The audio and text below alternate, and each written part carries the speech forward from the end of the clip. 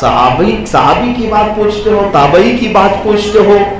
ارے میاں ہم نے تو پڑھا ہے کہ اللہ نے ابھی کسی کو پیدا بھی نہیں کیا تھا، ابھی کسی کو پیدا بھی نہیں کیا تھا، ساری روحوں کو ایک میدان میں جمع فرمایا، اس کو یوم الست کہا جاتا ہے۔ اس کا تذکرہ قرآن پاک میں بھی آیا ہے، 9ویں پارے میں رب تعالیٰ نے ارشاد فرمایا وَإِذْ أَخَذَ مِن بَنِي آدم، تمام آدم کی اولاد سے اللہ تعالیٰ نے ایک وعدہ لیا تھا کہ اس بات کا، ساری روحیں تھی، جسم کسی کا نہیں تھا، کوئی پیدا نہیں ہوا تھا۔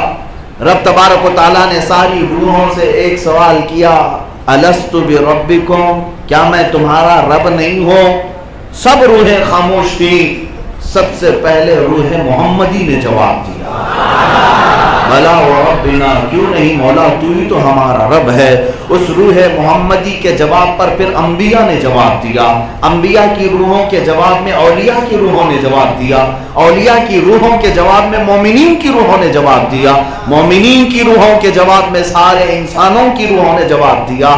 پتہ یہ چلا کہ رب ذوالجلال کی ربوبیت کا اقرار یوم الست میں بھی اگر کسی نے سب سے پہلے کیا تھا تو وہ روح محمدی ہے۔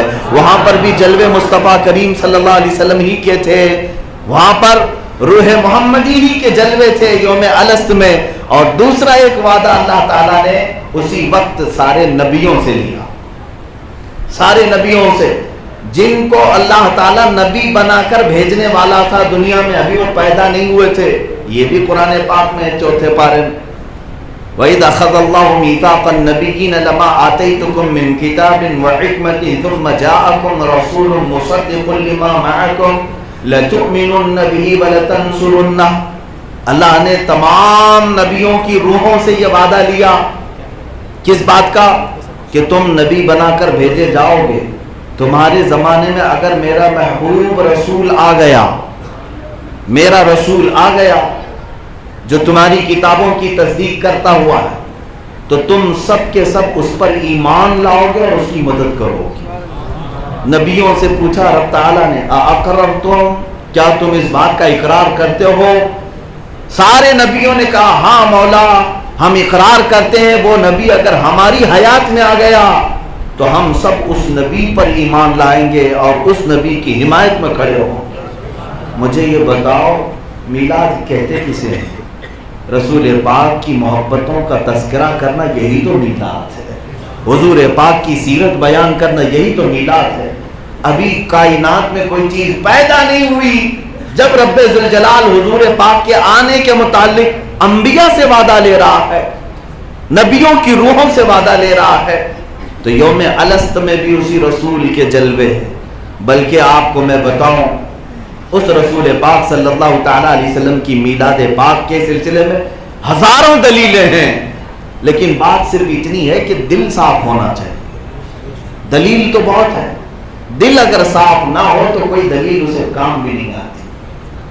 جس کے دل میں کڑن ہو، جلن ہو، اسے عیب ہی نظر آئے گا، اور جس کے دل میں محبت مصطفیٰ ہو، قلب پاک ہو، وہ اپنے نبی کی محبت میں یہ تمام چیزیں قبول بھی کرے گا۔ عزیزان گرامی وقار، سیدنا آدم علیہ الصلوۃ والتسلیم کی جب ولادت ہوئی، آپ کو مٹی پانی سب سے گوندا گیا، اور آپ کی روح کو جب آپ کے جسم میں ڈالا گیا، جانتے ہیں آپ کی تخلیق کے متعلق شیخ عبدالحق محدث دہلوی رحمۃ اللہ تعالی علیہ نے فرمایا کہ آدم علیہ السلام کی جب تخلیق ہوئی، آپ کی شکل بنائی گئی تو روح پھونکی گئی، اس میں روح باہر آ گئی۔ جسم کے اندر روح قرار نہیں پا رہی تھی، اس لیے کہ جسم مٹی کا ہے اور روح نور ہے، روح نور ہے اللہ کا، تو یہ باہر آ جاتی۔ کئی مرتبہ ایسا ہوا تو پھر اللہ تعالیٰ نے آدم علیہ السلام کی پیشانی میں نور محمدی کو رکھا۔ اس کے بعد آدم علیہ السلام کے جسم میں روح ڈالی گئی، آپ بیدار ہوئے اور آپ نے آنکھیں کھولی، تو جیسے ہی آپ کی آنکھیں کھلی سب سے پہلا کلمہ آپ کو جو نظر آیا، لا الہ الا اللہ محمد رسول اللہ۔ سیدنا آدم علیہ السلام عرش کے پایوں پر، عرش کے دروازوں پر یہ لکھا ہوا دیکھا، جنت کے درختوں پر یہ لکھا ہوا دیکھا، یہ کلمہ طیبہ ہے۔ رب تبارک و تعالیٰ سے آپ نے سوال کیا کہ اے اللہ یہ تو اپنے نام کے ساتھ ایک اور نام کس کا رکھا ہے؟ ایک اور نام کون سی شخصیت کا ہے؟ اللہ تعالیٰ نے ارشاد فرمایا اے آدم تیری اولاد میں میرا ایک محبوب نبی پیدا ہوگا، اس کا نام میں نے ہر عرش کے دروازے پر ہر جگہ پر رقم کر دیا ہے۔ اسی لیے اعلیٰ حضرت فاضل بریلوی رضی اللہ تعالیٰ عنہ نے یوں فرمایا ذکر خدا جو ان سے جدا چاہو نجدیو، ذکر خدا جو ان سے جدا چاہو نجدیو، واللہ ذکر حق نہیں کنجی سقر کی ہے۔ میں مانتا ہوں اے عقل والو میرا محمد خدا نہیں ہے، مگر دلوں میں یہ نقش کر لو کہ وہ خدا سے جدا نہیں ہے۔ اللہ عز و جل نے اپنے نام پاک کے ساتھ محمد صلی اللہ علیہ وسلم کا نام پاک آسمان کے ہر دروازے پر، عرش پر، وہاں کی جنت کے درختوں پر رقم فرمایا۔ اب خود رسول پاک صلی اللہ تعالی علیہ وسلم سے آپ کے نور کی تخلیق کے بارے میں بھی سوال کیا گیا، یا رسول اللہ صلی اللہ تعالی علیہ وسلم اللہ تعالیٰ نے دنیا میں سب سے پہلے کس چیز کو پیدا کیا؟ سب سے پہلے کون سی چیز بنی؟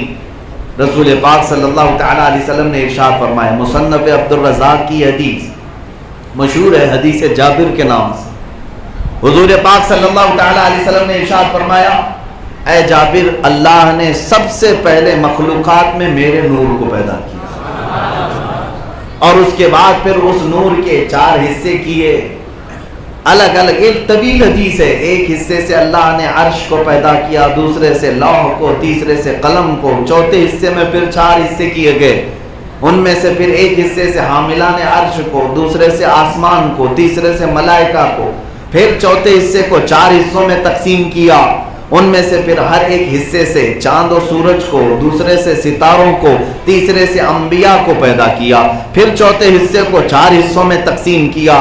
میرے آقا صلی اللہ علیہ وسلم نے اس حدیث کو اتنی طویل بیان فرمایا، یہاں تک کہ حضرت جابر فرماتے ہیں کائنات کی ہر شے کو اللہ نے نور محمدی سے پیدا کیا، نور محمدی سے پیدا کیا، اسی کے جلوے رسول پاک صلی اللہ تعالی علیہ وسلم کے نور پاک کے جلوے کائنات کی ہر شے میں اللہ نے رکھا۔